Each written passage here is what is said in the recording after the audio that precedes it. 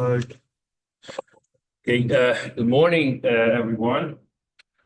I hope everyone had started a great day and also had a great weekend last week. Let's start today class. Before we talk about the topics of today's class, uh, as you probably see in the Canvas, I announced it and I had an assignment for the midterm.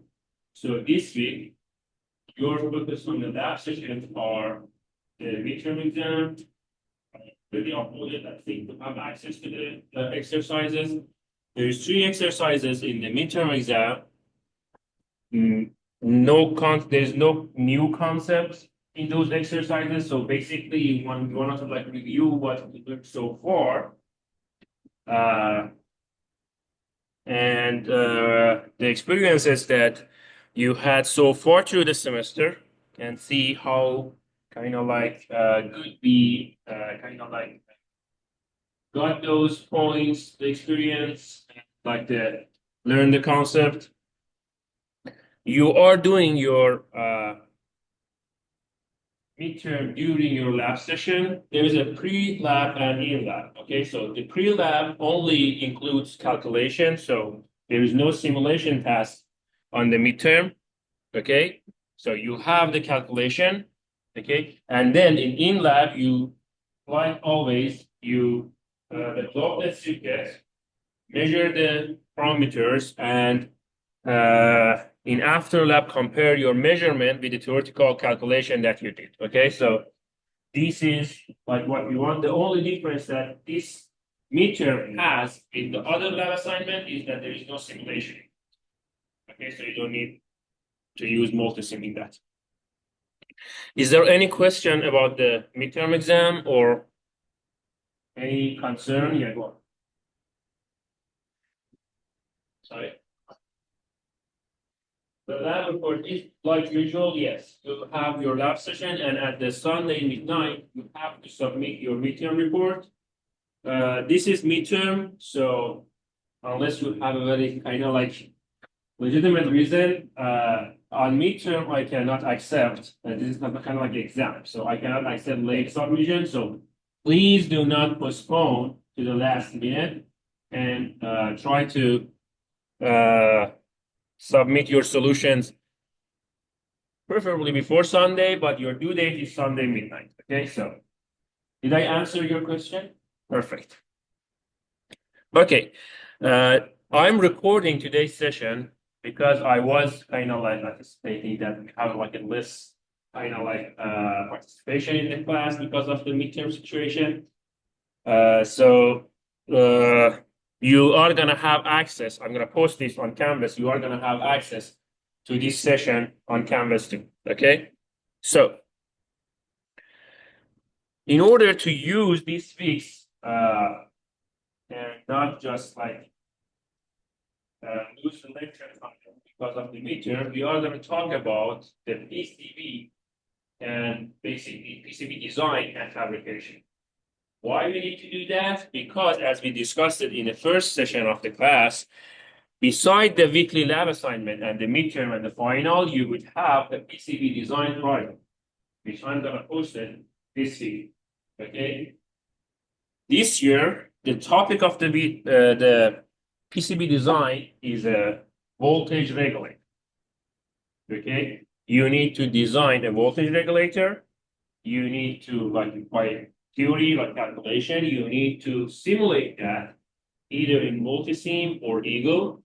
Okay, and you need to use Eagle to turn your schematic after all the simulation and all that is final. You know, all the test is done and you are okay with your design. You have to turn it to a PCB design, okay, and submit the PCB file as part of your project, okay? If you want to actually have your PCB fabricated, okay, it takes around a month to order to get delivered, okay, for the companies that fabricate PCB. So if you want to do that, I encourage you to finish the simulation part in March, which is not gonna be hard to do, to be honest. And or like at least the first week of the April, okay? And have enough time until the end of the semester so we can deliver the fabricated PCB to you so you can actually like build your own,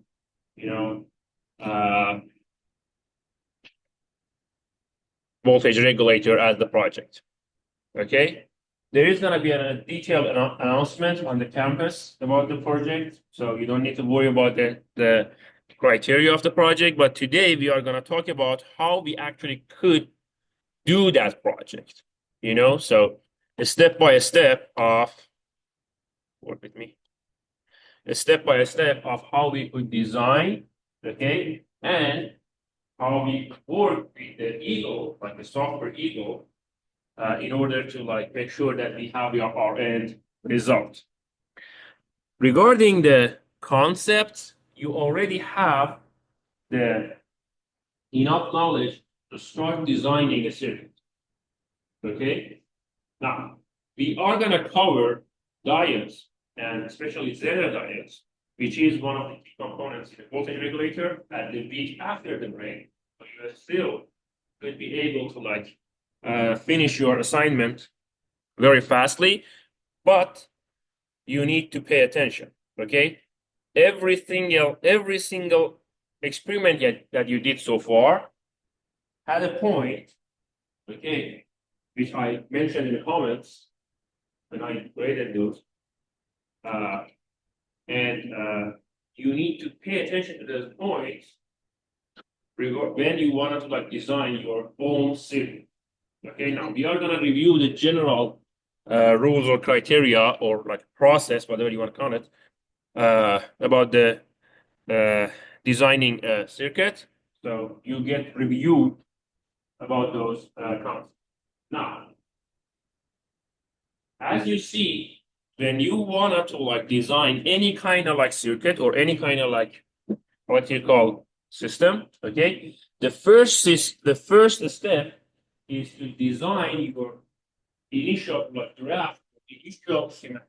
Now, before that, what to do first? Step one to draft your schematic is the initial.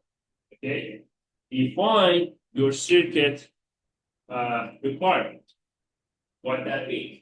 That means there is an objective that you want to like do.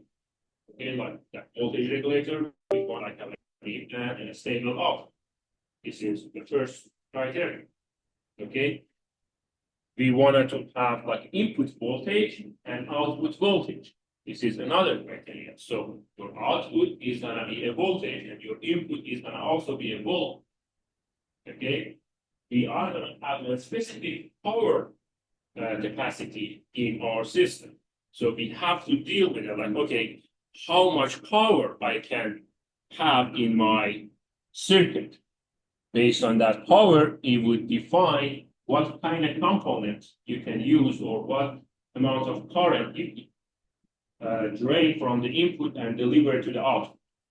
The circuit will deliver. So these are the basic, parameters that you have to pay attention in order to have reasoning engineering sounded design. Another part is that the level of beside the power is the level of the voltage and current. I can't go higher than a certain amount of voltage. Why? Because if I, as much as I increase my level of the voltage, I had to have a stronger insulation. So there will not be any breakdown in my circuit. Okay, so that's another kind of like aspect that you need to know. Okay, so you have to like remember, okay, I can use these sort of like components if I want to use these sort of components. So I have to limit my voltages what they tolerate. Okay, the same goes for the current. If I wanted to use, like, for example, the commercially available diode for like capacitor or like, inductor, I have to make sure that through my circuit, all the voltages and the current and the power remains on the range that that component can tolerate and can work on. Okay, now there is a rule of thumb in engineering. Normally, we design the nominal operation, meaning the condition that the circuit normally works in, at 60% of component tolerance. Okay, this is kind of like engineering, kind of like rule of thumb. So if, for example, your system can tolerate 100 volt, your normal condition should not exceed 60 volts. This is kind of like engineering, kind of like trick. Okay, so you make sure that by that rule, you make sure that your circuit is not going to get damaged because of overloading in any kind of like aspect of voltage, current, and power. Very good. Now, after you define your requirement, now you need to select your component. What that means? That means, okay, for example, if I want a DC input and a DC output, okay, anyone can tell me what should be the component at the end, like at the output terminal and input terminal, in order for me to have a stable like DC output and DC input. Anyone can guess what component helps with stabilizing voltage, DC voltage in a circuit? Diode is a rectifier, kind of, so like you allow a current to pass through the circuit in this direction, the forward direction, but not in a backward direction. Okay. What component has intrinsically have a voltage regulation inside it? You learn about like the passive components so far, and you've worked with them. Which one of those components, okay, had a less voltage variation when the input is changing? Let's go to theory. The voltage across the resistance is Ri, correct? The voltage across the inductor is L di dt. The voltage across capacitor is 1 over C, the integral of I dt. Are we good? Now, my question was, I wanted to have less variation in voltage at the input and output. Variation means change. Okay, now, if on the resistance I have a change in current, I will see the same variation in the voltage multiplied by the coefficient, like constant coefficient. Okay, so if, like, for example, I have 1 ohm of resistance, whatever variation I see in the current would show itself exactly the same in voltage. Are we good? So this is how resistance works. Now, what if I have an inductor? What would happen if I have a variation in current in an inductor?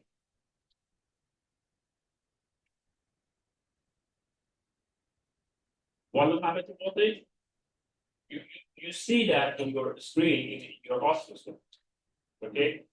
If you remember when you had your RL circuit, okay, when the step voltage kicks in, there is a very little phenomenon happening before the curve starts to like exponentially increase or decrease, okay, based on what the parameters you are looking for. One thing happened in a very short time. Anyone notice that in your inductor voltage? Any abnormality? In your voltages, there is a very high pulse at the beginning. Like the exact time that the step is changing from 0 to 1, okay, you had something like that. This is the time 0, okay? You go up and then you start decreasing, or you go up and then start increasing based on whatever you want. So there is a spike at the beginning at the time 0. Where did the spike come from? DIDT. Because at that moment, the change in current is very high. It changed from 0, 1 in a very tiny small time.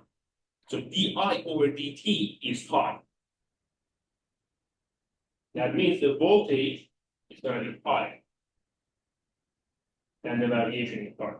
Does that make sense? So inductor actually amplifies the variation. Make sense? How about capacitor? What happened if we have a variation in capacity? How it would show itself? Like if I have some variation in current, okay? How it would show itself? Like this is my current. How it would show itself in a voltage? Knowing the voltage of the capacitor is the 1 over C integral.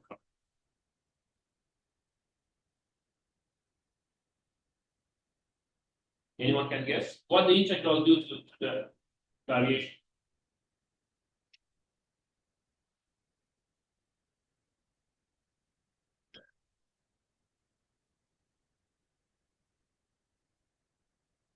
What happens if you add values together and divide it by the number of those values? Average. What is average? When you average something, regarding in the perspective of the variation, what do you do? You're eliminating the variation. Is that correct? No.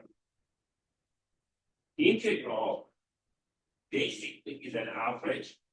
It takes an average, which is average of the variation, calculate the average. Okay. Now, when we want to calculate the average, we have a constant coefficient, which is 1 over the number of the data that we added together. Are we good? Now, it's a constant number. You can call it alpha. Okay, or C. It's a constant number. So, we don't have that constant number.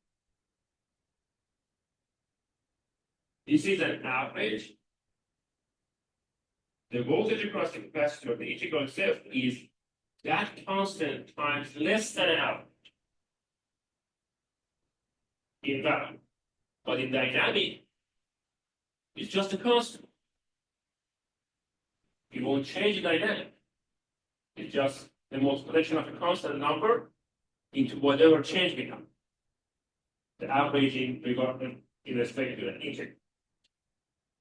Okay, is that clear? So when you have an integral, you're basically trying to keep to count an average of that value. Okay.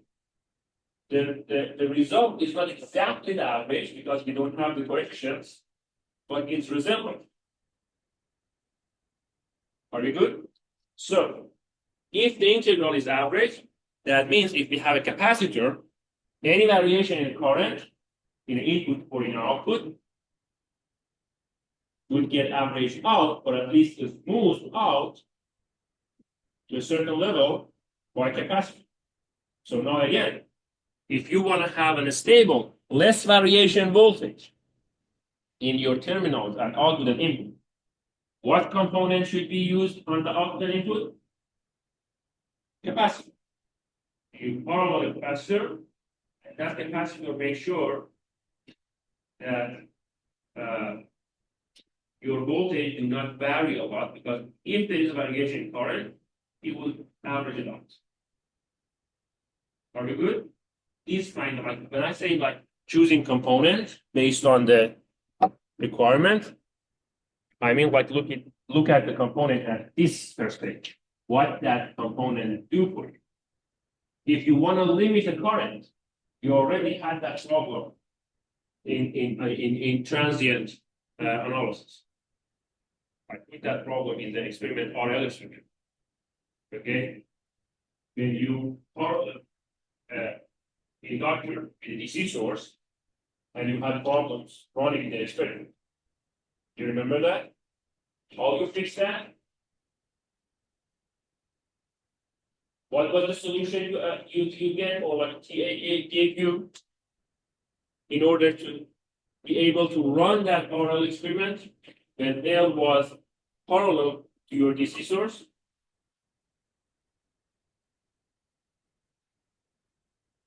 Anyone remembers that?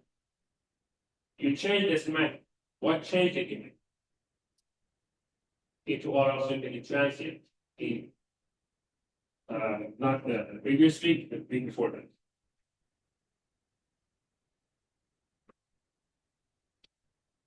You add a resistance in series with that inductor. Remember that? So what that tells you, when I add an inductor parallel with a voltage source, I was testing a transient, but the transient is temporary state. Eventually, you are going to move on to the steady state. And in a steady state, in DC, we know that the inductor is short circuit. So when I have a parallel inductor with my DC source, after transient is gone, I'm gonna short circuit my power source. It's parallel. Is that clear? What's the problem of short circuit? There is going to be a huge rush of current drained from the source. Source cannot provide such a current, so it won't work. How did you fix it? You add a resistance. What did that resistance do? Limit that current.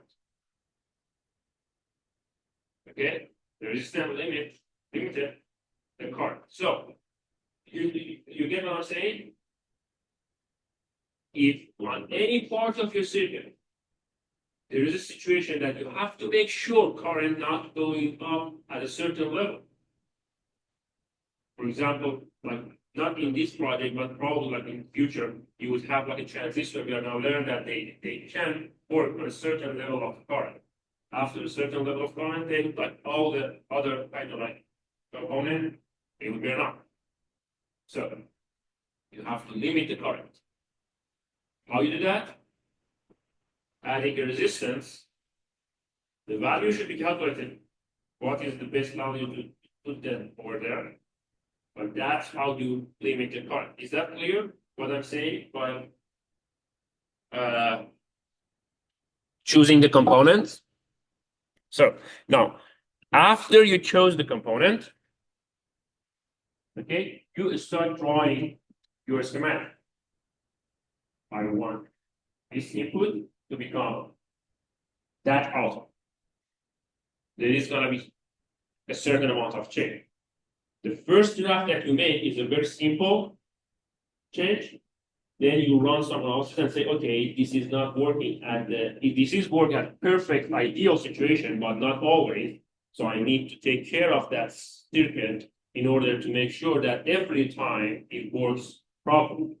So it would add another layer of computation into your schematic. Then you run another analysis and you find out, okay, no, okay, I have to complicate it, but now I am violating like the power rule, the rating of the power.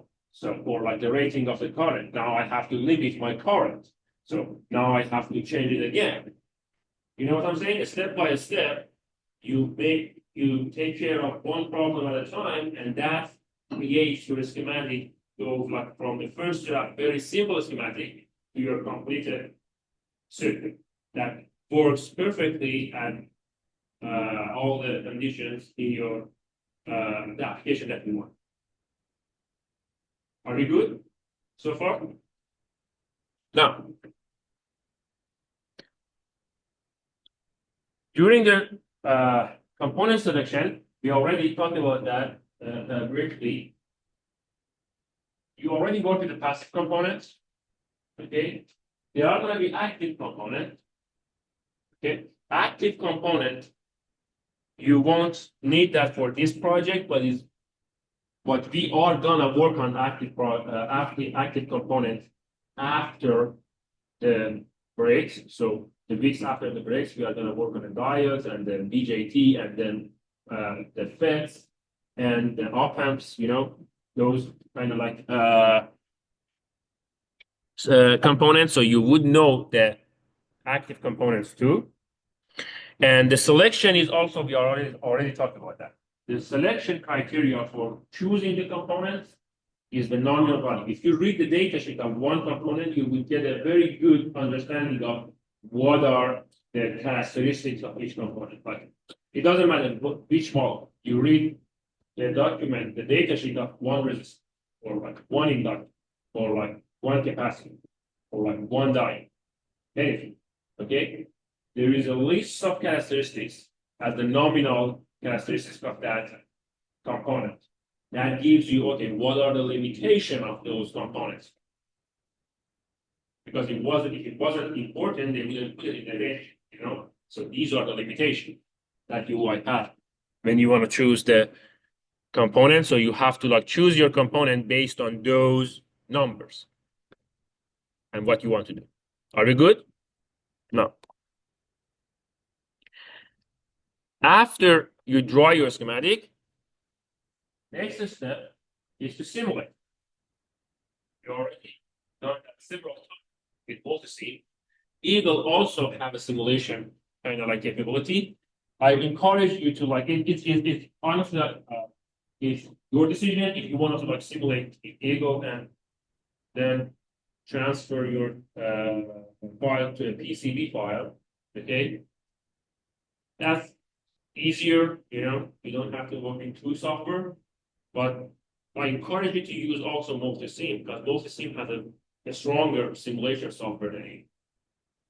Okay, so, but honestly, if you don't want to, it won't change anything critically, So when you want to simulate, like always, you need to make sure that you are putting the exact same schematic in the simulation, okay, as you have in your very easy in a complicated circuit. It's very easy to miss a node or connect a component in a wrong kind of between the wrong nodes. So pay attention, move one component at a time. When you want to move your schematic to your simulation. So far, your the circuit that you simulated was very simple, 2-3 components. Actually, it was hard to mess up. But as it goes more complicated, then you would have problem tracking down the circuit. Next item is very important. It may sound kind of simple, basic, or silly even. Okay, label all the components very clear, and start with your schematic, with your draft. The simple one is use R1 for resistance, R2, R3, C1 for capacitance, so C23, L1, 2, 3 for inductance, diode normally is D, and you get the gist. Label them very clear. You think it's simple, you don't need that, but it's happened to actually affect, it has the highest effect when it comes to making mistakes. Label them very clearly. Are we good? When you have your file in simulation, you would basically run the simulation. What's going to happen? Is that what you want? Run a steady state simulation. Okay, I want it to the voltage meter. Is that doing what I want? Then run a transient simulation. Okay, if I have a transient, but if it changes, then what happens? Am I gonna have the proper response to the transient in my circuit? You mean what I mean? Is that clear what I mean? Okay, so you run the transient. Frequency response is not mandated in this project, in this course.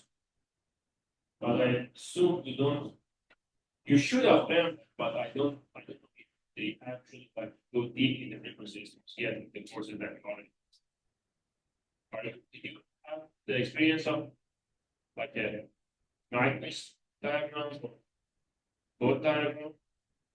Yeah. So you need to learn that. This is one of the most critical analysis any engineer should do in the system that they frequency. Okay, frequency response will tell you how stable your systems. You don't need to do that here in this project, but as I said, I assume you don't have that much of like information about that. But eventually, as an engineer, it's a very critical analysis that you have to do. Now, you have your simulation, a steady state transient. If you like or interested, do the frequency response. The next transient that you have is power dissipation. You already done that in your experiment, and you calculated the power of each component in one of the experiments, you remember? You would track the power consumption, the power dissipation in your circuit. That's very important. Anyone can tell me why it's important? Why it's important to know the power consumption, power dissipation dynamic through the system, through your circuit?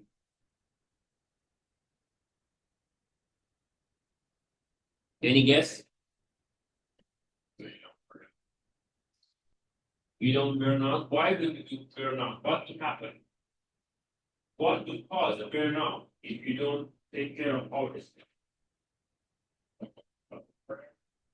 Yeah, what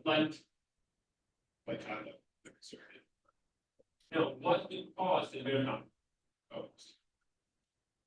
Okay, too much power. Too much power means too much current happening. What will happen if you pass through too much current, like to a simple one? Why it doesn't? Why?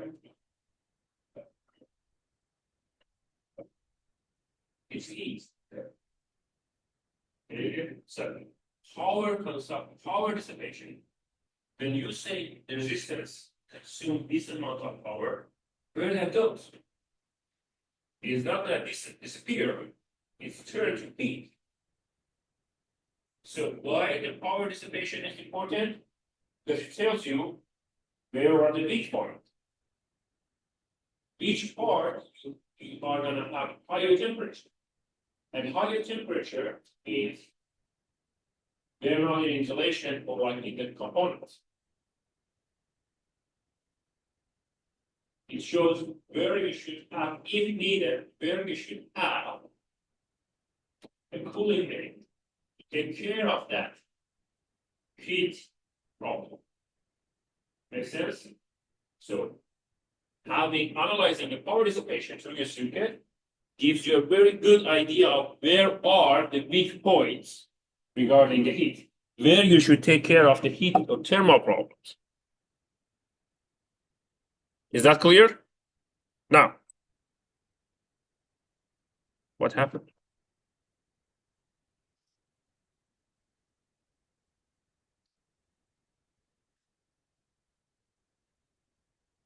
An advanced step in power system, in power design, in a circuit design, is verifying signal integrity, power integrity. What that means? That means one aspect is power analysis. We already talked about that. You need to follow the power dissipation, okay, and make sure that it is based on your design, and you know what's going to happen in perspective of the power dissipation and thermal issues. Okay, Another one is signal integrity. This is another advanced analysis. You don't need to do that, but you have to learn. Okay, eventually, and you are gonna learn later on, okay, in the courses. But I want to to know these are the step-by-step process of designing a circuit.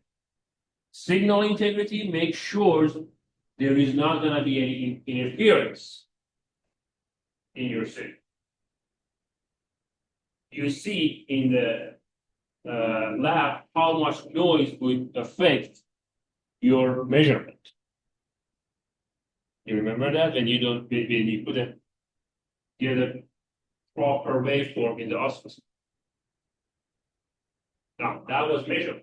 Imagine that would happen on a circuit during the performance.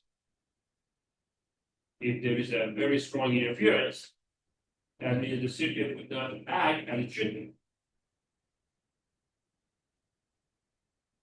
Are we good? So, one aspect that is kind of not talked about enough in the engineering is crosstalk. Crosstalk is a phenomenon happening between some of the components. We are gonna talk about that later when you want to fabricate your circuit. Okay, there is a certain rules and criteria of how you should fabricate your circuit in order to avoid any short circuit or any misconnection, okay, or any effect of one component or another. This is crosstalk. Those aspects we call it crosstalk. When the component would affect another component's variable, when in reality in the design they shouldn't have affected. Make sense? This is the concept of crosstalk. It's different based on the component. Like for example, you can have a messed up PCB that those wire trays, the copper trays, would disconnect with kind of a short circuit with each other, and makes a crosstalk between two nodes that should be insulated. Okay, or maybe you have an inductor, very strong inductor, next to a very big inductor, and you already, I assume you know that the inductors change electrical into magnetic. No? I assume you learned that in either physics or second one. And if you have a strong inductor, that means that you get a strong magnetic field for itself. But if you have another inductor near that inductor, magnetic field of the first one would affect the second. But in reality, you don't want in design, you didn't consider that. So this is another type of crosstalk. Are you clear with that? Kind of the concept? It's a little bit advanced, but you need to at least know that. Thermal consideration, we already talked about that, is about the power dissipation. After you run the analysis, now you have your final circuit. Everything goes well, everything runs well, the steady state is good, transient is good, power dissipation, we took care of that. Maybe we took care of the frequency response, and we took care of that interference analysis to make sure that the circuit has the very good integrity, signal integrity. After that, when we had our final draft, now it's time to turn that to a PCB design. PCB design, you already assume you know, and it's not going to be similar to whatever you draw in your schematic for that circuit. We already see PCBs on different devices. It's very different. The structure is very different than the circuit that you see in theory or in simulation. So how do you deal? First of all, let's know the different types of the PCB. We have several types of PCB. It could be multi-layered, it could be double layered, or single. For your project, you only use silicon. Okay, but we have PCBs. They are not much thicker than what you see, but they are up to 24 layers of silicon. So like there is 24 different silicon on top of each other in one PCB. Okay, and that's a little bit hard to design. Okay, but this is like the limit that currently we have. 24 is the limit of manufacturing that currently we have. Okay, in our engineering. Okay. So what you learn, what you want to like use is the single layer, so you don't have to worry about the connection of between the layers. But I encourage you to search on that, learn how that works. Now, PCBs normally have two types of components. And it would be categorized two types again in perspective of what kind of component you put on that PCB. PCB is just the circuit without the component. There is no R, L, C. It's just the passive, the copper traces, all the graphs. Okay. Now, based on what kind of component you want to like use to complete that circuit, it's gonna be two categories. One is surface mount technology. Okay, SMT. These are what you see in the commercialized PCB, those little components. They are resistance and capacitors and inductors. They are not something else, but they are built in a different technology. Okay. Or through hole, what you are using like exactly. Those that have accident, like you solder it by passing through hole. What you are going to do in your project is using THT component design. So your PCB should be designed considering you would use THT for your component, for your resistance, for your inductor, for the inductor. Is that clear?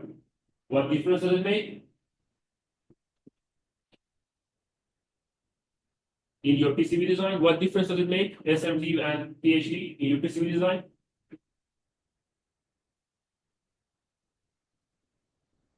You have to solve this one too. Yeah, it's actually you can't manually solve it. It's actually you can, but it probably gives the whole kind of like you have to like solder for the whole life for your viewing your whole life with one simple circuit. You know, it's very hard. But look at the name, surface mount technology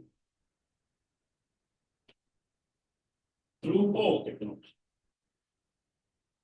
What is the difference between the two PCB? This one is punched.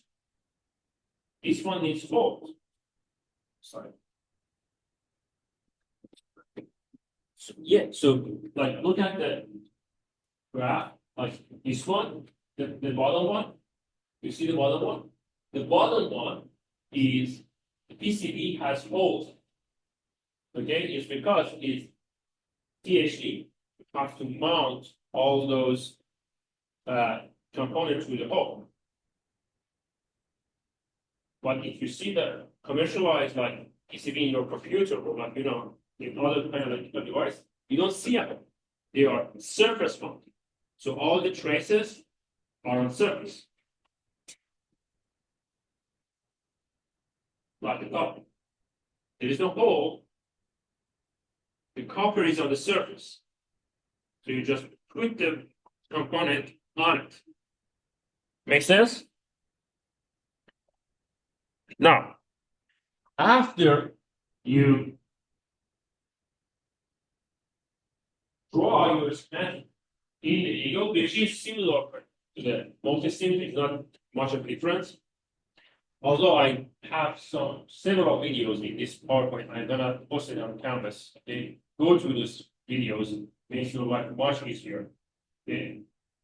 After you imported your schematic into that into Eagle, for example, or any kind of like you might use Altium.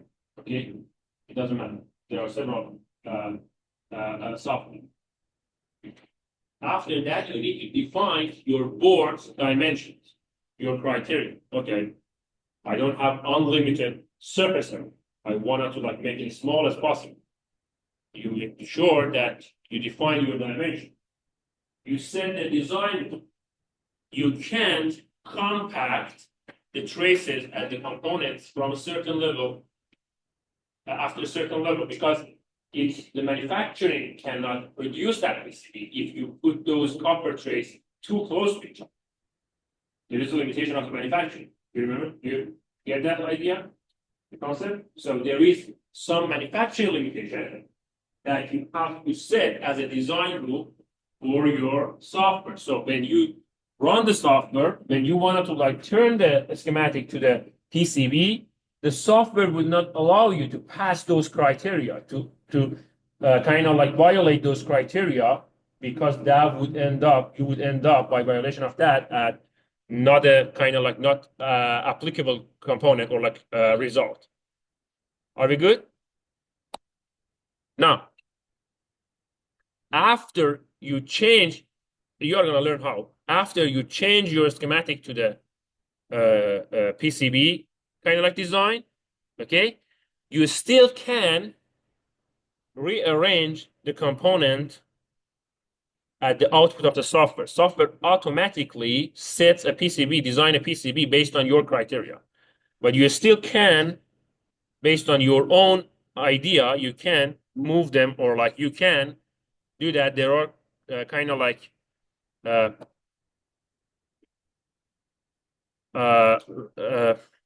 concept that helps you to how good is how we could optimize our PCB design. One is to group related components to each other, so all of them are in the same spot. Another is optimize power distribution, so we have less copper trace, okay, optimum power distribution. And the thermal management. You don't want to like put sensitive stuff nearing the one that has more very high power consumption because they are going to get hot and they're going to burn out the sensitive stuff. Are we good?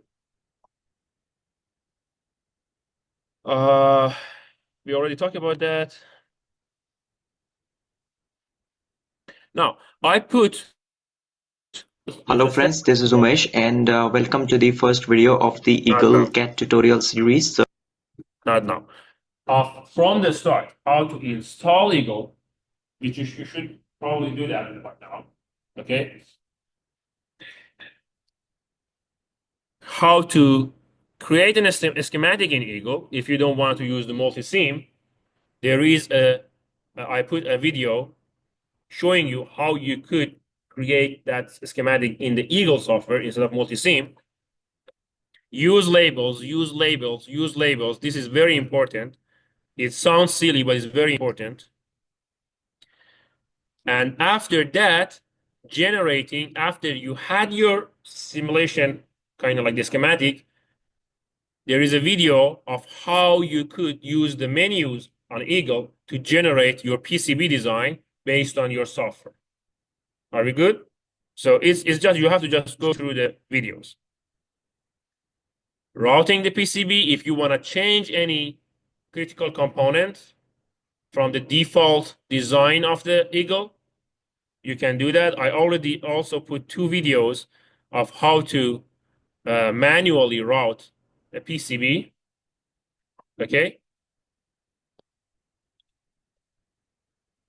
And at the end, you check that PCB to make sure it follows the criteria. One criteria is electrical rule check.